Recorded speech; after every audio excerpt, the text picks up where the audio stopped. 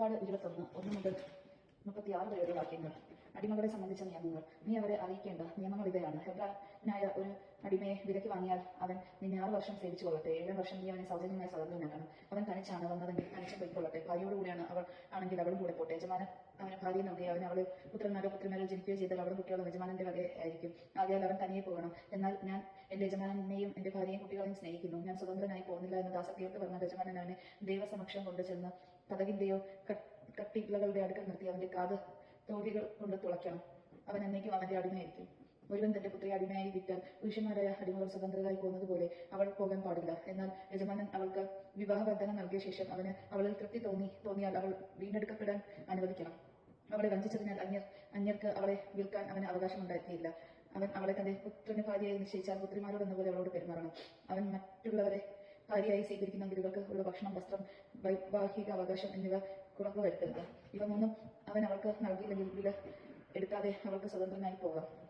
ദേഹോപദ്രവത്തിന് ശിക്ഷ. മനുഷ്യനെ അടിച്ചു കൊല്ലുന്നവൻ വിധിക്കപ്പെടണം. എന്നാൽ കരുതി കൂട്ടി അല്ലാതെ അവന്റെ കയ്യാൽ അങ്ങനെ സംഭവിക്കാൻ ദൈവം ഇടവരുത്തിയാൽ അവൻ ഓടിക്കളയാൻ ഞാനൊരു സ്ഥലം നിശ്ചയിക്കും. ഒരുവൻ തന്റെ അയൽക്കാരനെ ചതിയിൽ കൊല്ലാൻ ധൈര്യപ്പെടുന്നുവെങ്കിൽ അവനെ എന്റെ ബലിപീഠത്തിൽ നിന്ന് പോലും പിടിച്ചുകൊണ്ടുപോയി വധിക്കണം. പിതാവിനെയോ മാതാവിനെയോ അടിക്കുന്നവൻ വിധിക്കപ്പെടണം. മനുഷ്യനെ മോഷ്ടിച്ചു വിൽക്കുകയോ തന്റെ അടുക്കൽ സൂക്ഷിക്കുകയോ ചെയ്യുന്നവൻ വിധിക്കപ്പെടണം. പിതാവിനെയോ മാതാവിനെയോ ശപിക്കുന്നവൻ വിധിക്കപ്പെടണം. ആളുകൾ തമ്മിലുള്ള കലഹത്തിനിടയിൽ ഒരുവൻ മറ്റൊരുവനെ കല്ലുകൊണ്ടോ മുഷ്ടി കൊണ്ടോ ഇടിക്കുകയും ഇടികൊണ്ടവൻ മരിച്ചില്ലെങ്കിലും കിടപ്പിലാവുകയും ചെയ്തെന്നിരിക്കട്ടെ. പിന്നീട് അവൻ എഴുന്നേറ്റ് വടിയുടെ സഹായത്തോടെയെങ്കിലും നടക്കാൻ സാധിച്ചാൽ ഇടിച്ചവർ ശിക്ഷാർഹനല്ല.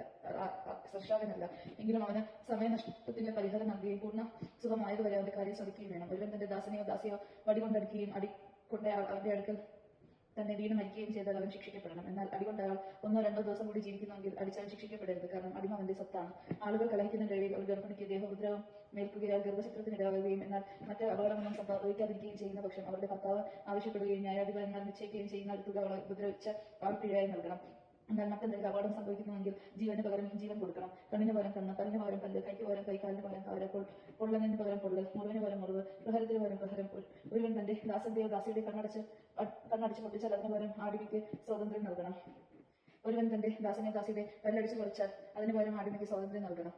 ഉടമസ്ഥന്റെ ഉത്തരവാദിത്തം. ഒരു കാള ഒരു പുരുഷനെയോ സ്ത്രീയോ കുത്തി കൊലപ്പെടുത്തിയാൽ അതിനെ കല്ലെറിഞ്ഞ് കൊല്ലണം. ആരും അതിന്റെ മാംസം ഭക്ഷിക്കരുത്. കാളയുടെ ഉടമസ്ഥൻ നിരപരാധിയായിരിക്കും. എന്നാൽ കാള പതിവായി ആളുകളെ കുത്തി മുറിവേൽപ്പിക്കുകയും അതിന്റെ ഉടമസ്ഥനെ വിവരം അറിയിച്ചിട്ടും അവനെ കെട്ടി ഇടായികയോ അത് ആരെങ്കിലും കുത്തി കൊല്ലുകയോ ചെയ്താൽ അതിനെ കല്ലെറിഞ്ഞ് കൊല്ലണം. അതിന്റെ ഉടമസ്ഥനെ ഭരിക്കപ്പെടണം.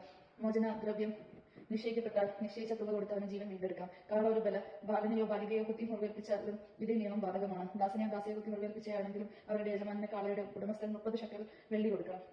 കാളയെ കല്ലെറിഞ്ഞ് കൊല്ലുകയും വേണം. ഒരുവൻ കിണർ തുറന്നിടുകയോ അത് കുഴിച്ചതിനു ശേഷം അടയ്ക്കാതിരിക്കുകയോ ചെയ്തതുകൊണ്ട് അതിൽ കാളയെ കരുതിയോ വീഴാനിടയായാൽ കിണറിന്റെ ഉടമസ്ഥൻ മൃഗത്തിന്റെ ഉടമസ്ഥനെ നഷ്ടപരിഹാരം ചെയ്യണം. എന്നാൽ ശക്തമൃഗം അവനുള്ളതായിരിക്കും. ഒരുവന്റെ കാള മറ്റൊരുവന്റെ കാളയെ കുത്തി മുറിവേൽപ്പിക്കുകയും അത് ചാവുകയും ചെയ്താൽ അവൻ ജീവനുള്ള കാളയെ വിൽക്കുകയും കിട്ടുന്ന പണം പങ്കിട്ടെടുക്കുകയും വേണം. ചത്ത കാളയെയും പങ്കിട്ടെടുക്കണം. എന്നാൽ തന്റെ കാള കുത്തുന്നതാണെന്ന് പറഞ്ഞിട്ടും അതിനെ കെട്ടി നിർത്തുന്നില്ലെങ്കിൽ അവൻ കാളയ്ക്ക് പോലെ കാളയെ കൊടുക്കണം. ചത്ത കാള അവനുള്ളതായിരിക്കും. ദൈവജനമാണ് നാം കേട്ടത്. നമുക്ക് ദൈവത്തെ സ്തുതിക്കാം. ക്രിസ്തുവിനെ